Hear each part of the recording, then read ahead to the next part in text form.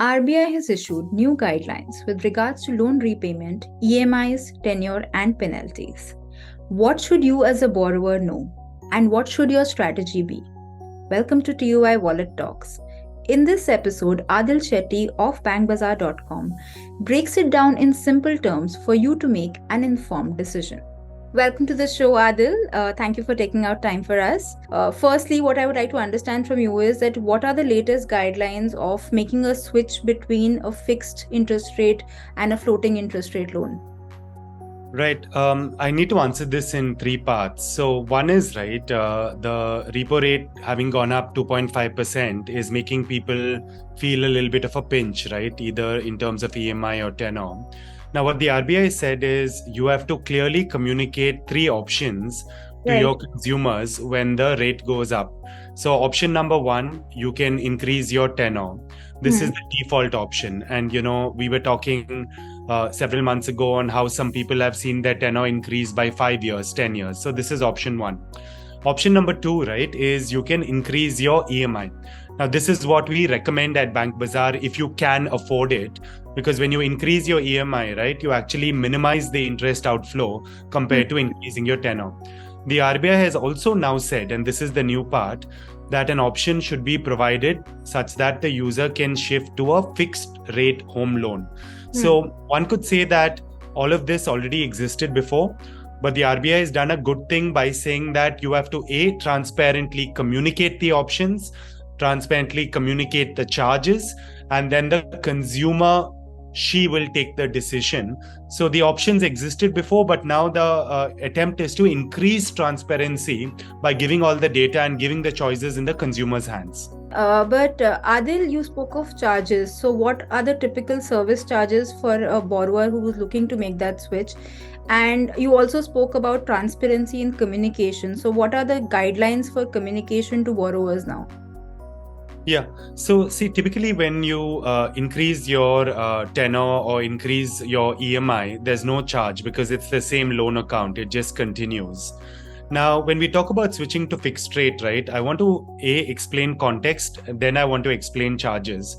So the context, right, is that fixed rate home loans are not popular in India, right? And the reason I say that is a very, very small, low single-digit proportion of home loans are fixed in India. The reason it happens, right, is it's very difficult for a lending institution to price 20-year interest rate risk, right?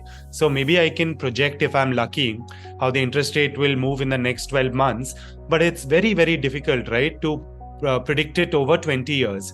Because of that, right, traditionally, because of this higher risk, a fixed rate home loan has tended to be more expensive, significantly more expensive than a floating rate home loan. So just to give you an example, let's say I can get a floating rate home loan today at 8.5%, right? Assuming my credit scores above 800 and I check it, every quarter and all of that.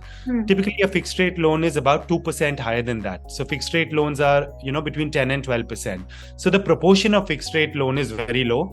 I predict, right, that because of this move of RBI increasing the visibility for fixed rates, saying the option has to be provided, I think over the next several years, not over the next several quarters, but over the next several years, I see this as a good move where more attention and focus will go into building and offering fixed rate products. Now, coming to your direct question after context, the bank can apply a processing fee charge to switch the loan into a new loan account. And that charge or processing fee, right? This is similar to what you would pay when you shift from a base rate loan to a repo linked loan. There'll be a processing fee with the same bank. That charge, whatever it is, right? Probably, 5,000 to 10,000 rupees, whatever the amount, depending on the loan amount, that has to be transparently communicated when these options are presented to the consumer.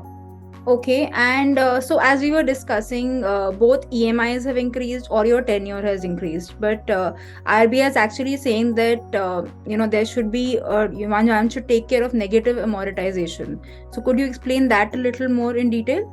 Yeah, absolutely, right. So negative amortization happens when you pay a certain amount to the bank that month, but the interest calculated for that month is actually higher than the amount you paid. The issue first came into prominence in the credit card industry because, there's a concept of minimum balance. But when you pay your minimum balance, right, sometimes a situation arose where the minimum balance did not cover the interest calculated on the outstanding for the month. So even after the payment, the outstanding increase, that's called negative amortization. So in the context of credit card, RBI said the minimum amount should at least cover the interest for the month, and that prevented negative amortization. Such a situation, I don't believe, has arisen in home loans yet, but I'm sure the regulator is watching it closely, because I see that, the regulator believes that transparency needs to be increased, financial awareness needs to be increased. So whether it is giving the options and the charges to the consumer or preventing negative amortization, it's all part of a push. Right. And RBI has actually also come up with new rules on the way banks can levy penalties on borrowers. So, okay, if you could just elaborate a little more on that. Yeah, very interesting set of new rules. This applies in the regulation to personal loans. And when RBI says personal loans in regulation, it applies to all kinds of personal loans. So personal loan, home loan, car loan, vehicle loan, loan against property. It's basically anything that's given to an individual, right? So what the rules have said are very interesting, Smriti. So firstly, they've said you can charge a penal charge for a late payment, which is transparently disclosed to the consumer. So let's say I'm late on my EMI. The lender can say that there's a penal charge of 1,000 rupees for being late on your EMI. Okay. They said that penal charge cannot be capitalized, which means that you can't take that 1,000 rupees and add it to the outstanding principal when you calculate the next month's dues. So it cannot be compounded, which is what the regulation says. And this is in simple man terms, it cannot be added to the outstanding principal. And lastly, right, they have said you cannot have a penal interest. So there were certain products out there, right, wherein the contract said there is a penal interest of 1% a month, 2% a month, 3%, whatever that number might be in the contract, that will be charged as penal interest over and above the normal interest you're paying for the on the outstanding dues if you're late. What the RBI says is the concept of penal interest has to halt, right? So you have one penal charge. And I think their thought process, if I put on the regulator's hat here, is that, see, a penal charge is very easy to explain as a single value, right? So I tell you, hey, Smriti, you're late in your EMI, I'm charging you 1,000 rupees. You know, I know, and you'll be careful. The thing with the penal interest, right, it varies depending on how much principal is outstanding. So if I tell you I'll charge you 2% per month penal interest on your outstanding, you might have 10 lakh outstanding, you might have 50 lakh outstanding, you might have 90 lakh outstanding. Right. So it's a more difficult concept to for a retail consumer, right, to get a grip on. So I think what the RBI is thinking probably, right, is that let's simplify it. Of course, there has to be a charge, right, but express the charge in a easy to understand format. Okay, fine. So Adhil, given the current guidelines from RBI and the interest rate scenario, what should I as a borrower do? Both, if I am a new borrower, then what should my home loan, loan strategy be? And if I am an existing borrower, then what should my prepayment strategy be? Great. So if you're a new borrower, I'd say just keep your credit score high, keep it above 800, because a lot of banks are saying if your credit score is over 800, you'll get a 0.2% discount compared to if your credit score is below 700. And then obviously shop around, hunt around, and make sure you get the best deal. I think prevailing rates on average now are between 8.5 and 9%, depending on your credit score, the loan amount, and so on and so forth. For an existing borrower, right, I think the number one advice we give is if you can prepay. So if you can prepay, right, you can pull back the additional tenor by making a prepayment basis the bonus you get. So that's option number one. Now, sometimes people don't have the option of prepaying, right? But if you have the option, please prepay.